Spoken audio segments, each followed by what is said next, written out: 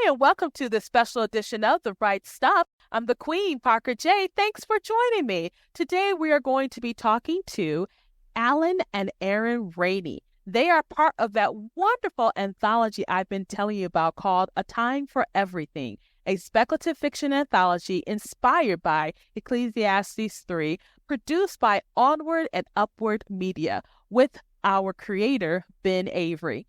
I've been telling you guys about this. If you want to go ahead, get your copy today on Amazon.com. It's an ebook, paperback, and hard copy. Now, dear listener, I'm going to encourage you to get it in paperback and hard copy because this is a book you're going to want to carry around with you. There are 28 stories by 29 authors, and let me tell you, each story is so different. They bring just fresh diversity of voices and ideas. And when you read Ecclesiastes 3, that beautiful poem about a time for everything, you're never going to look at it the same. So go ahead, pick up your copy of A Time for Everything today. Now, Allan and Aaron, I am so glad you guys are back. We recently had them on the show as they showcased their book, Flight of the Angels, which is part of their Flight of the Angels series. And now they're back again to tell us about their story. We told you guys we were going to do this, right? And so now we're doing it. So Allan and Aaron, welcome back to the show. Thanks, Parker. Thank you. Thank you. Now, I got to tell you, dear listener, I read their story, A Time to Search, in the anthology, and no joke, I wanted to strangle both Aaron and Allan for how they ended this story. But they ended it in such a way that you are going to just wonder, how could this story end? Because it does end on a cliffhanger. However, as I would say, you still have an opportunity to learn so much about A Time to Search. Now, I'll go to Allan first because you're the papa. Allan, when you guys were coming up with this idea, I know that from our last conversation, it was one of the last few verses left, to work with. But what were you initially thinking about A Time to Search that you thought you were going to go in? Well, first of all, Parker, thank you again for having us on. It's great to be here. What we were looking at is this concept that everybody that I know, and for sure myself, that Aaron knows, we all, I think, share this common idea that there's this desire in all of us, especially maybe not major tragedies, but in those areas where we've been even a little bit embarrassed and felt like we made a bad decision. It's like, oh man, if I could just go back and undo that, if I only had that 5 seconds back, I would approach it differently now. And so we looked at that and we were just kind of tugging on that thread, and it kind of led around to asking, well, okay, so what if you really could do that? What would your life be like? And how would your world either change or not change? And the more we pulled on that thread, the more we kind of saw how it was working out for the main character in the story. And what about you, Aaron? What are some of your thoughts about it? Yeah, I would agree.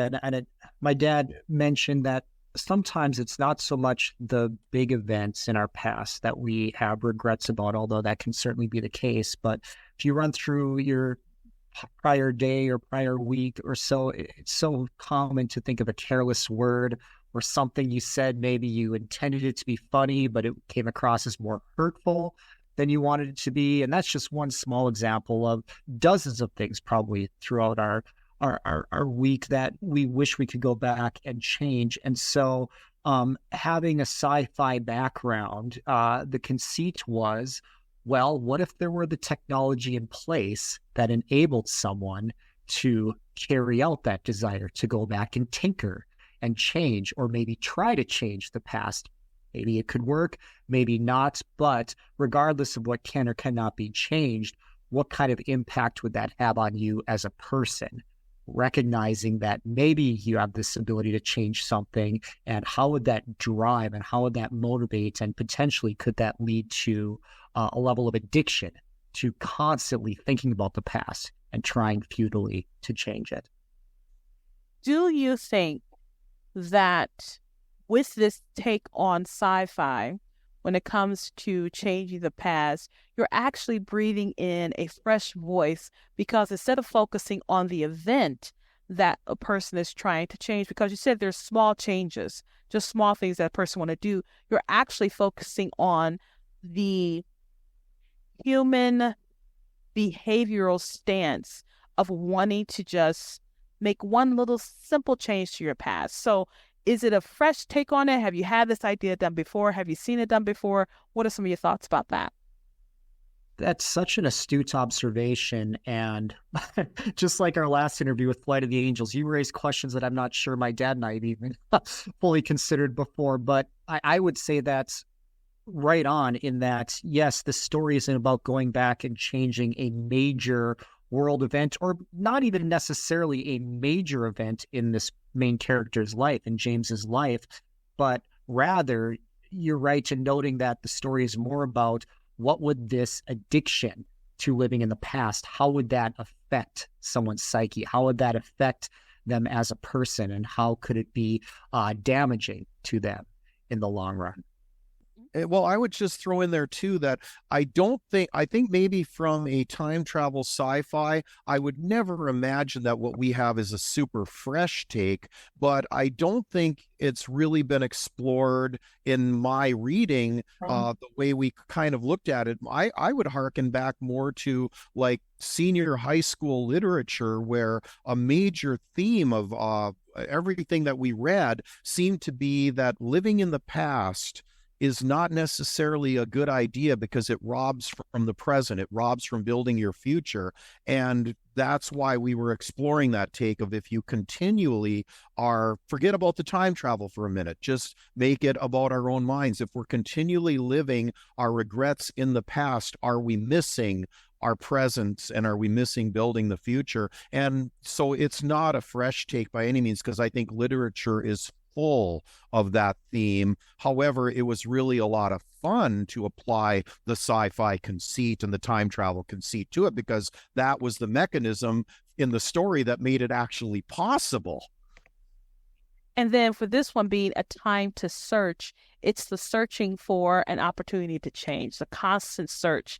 And I was likening this to someone who does ciphers, and they spend their entire lifetime they spend their entire lifetime trying to decipher some mysterious or hidden code, to the point where it's not about solving the code, it's just about doing that because that's the addictive part of looking back. And so we have this world here, and in this world there's an old man named James who is the final stamp of approval on agents who are part of a well, you tell us what the name of it is, because I want to say transform, but it's not quite it. So I want to make sure I say it right. In all candidness, it's called transtemp, which was for transferring temporal things, and that was a working title, that was a placeholder that somehow grew on us and never got changed.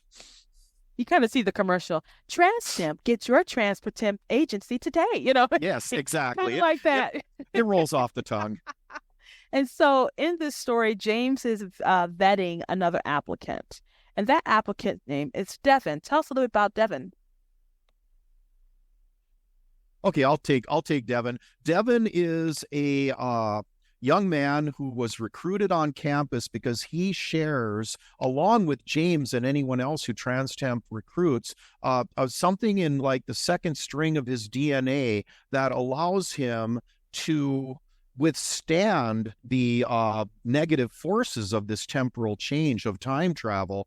And so therefore, he is one of the few people that actually can time travel without serious damage to his body, at least in the short term, as we kind of may or may not see in the story. But he was recruited off campus for that because he had a screening, and Transtemp approached him. In the conceit of the story, they showed him their recruitment hollows with all the fame and glory and everything. And so he's gone through all the testing. He's gone through all of their somewhat limited training. But the last thing they need is this stamp of approval, where he has to go visit the long-term grizzled veteran of Transtemp, and that would be James. And if James doesn't sign off that Devin is ready to go out there in the field, then Devin doesn't get to go out in the field. So this is his visit with James is the final step in getting ready to be this agent for Transtemp. I like too that James is very cynical. he is extremely jaded and bitter. And that has a lot to do with his addiction to going back into the past. And there's a scene in there, I'm not spoiling anything. There's a scene in there where he shows Devin the effects of this temporal travel that he's been doing. And strangely enough, it's on his arm. It's like a discoloration, like an albino discoloration on his arm, caused from the effects of traveling back and forth through time constantly. And I couldn't help but think about how drugs are. You put drugs in your arm and you inject whatever chemical is there. And in some instances, there's some poor darlings who have passed away with just one injection. But I think the worst ones are the ones who keep doing it and keep doing it. And they can live. Some of these people live a long time doing the same thing, going absolutely nowhere. So I couldn't help but see the parallel between that and also an addict, So Aaron, we're about to shut it down in a few moments because I just want to give our listeners a taste of the story so they can go ahead and get their copy of A Time for Everything. But what would you add to some of the thoughts or behind the scenes parts of writing A Time for Everything? I mean, a time to search in the anthology.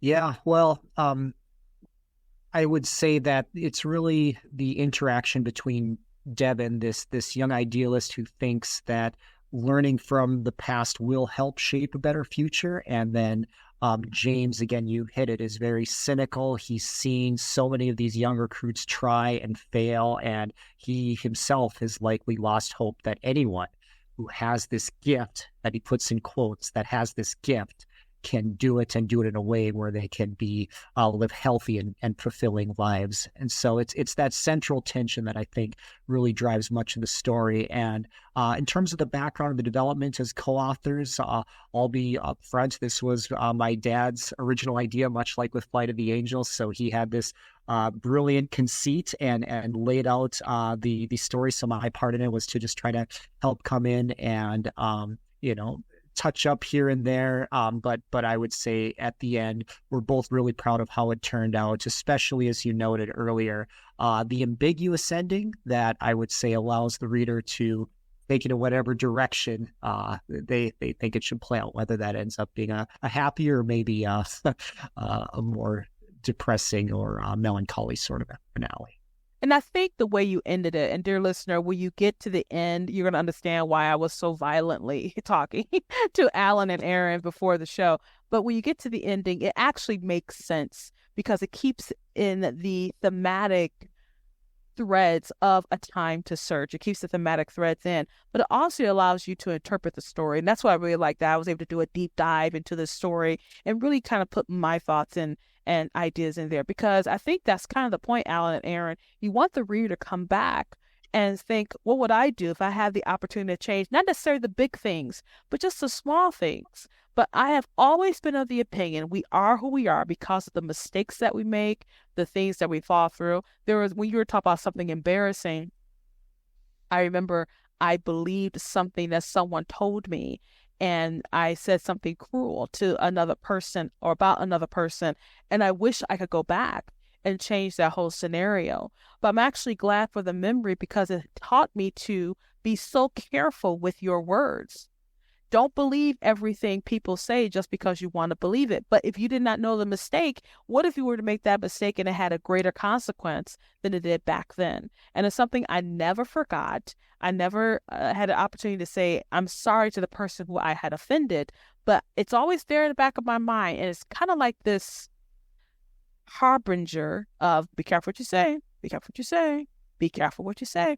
It's very interesting how these small little things actually help us to become better people because we can't change them. So lots of good stuff here, gang. And like I said, throughout this whole anthology, you're going to love this diverse group of stories. So Allan and Aaron, people want to get in contact with you. Where can they find you online?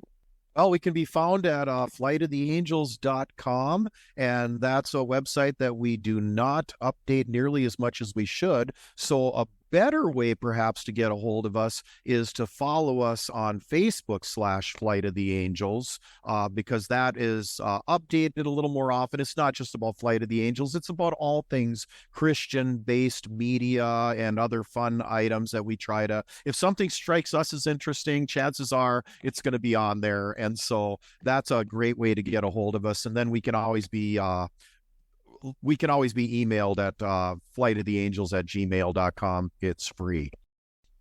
All right. Well, Allan and Aaron, thank you so much for being with me on the show. And dear listener, make sure you get your copy of A Time for Everything, a speculative fiction anthology inspired by Ecclesiastes 3. Gang, thank you for being here with me today. Can't wait to have you back. And to you, dear listener, you have a wonderful, absolutely glorious, blessed day. And God bless.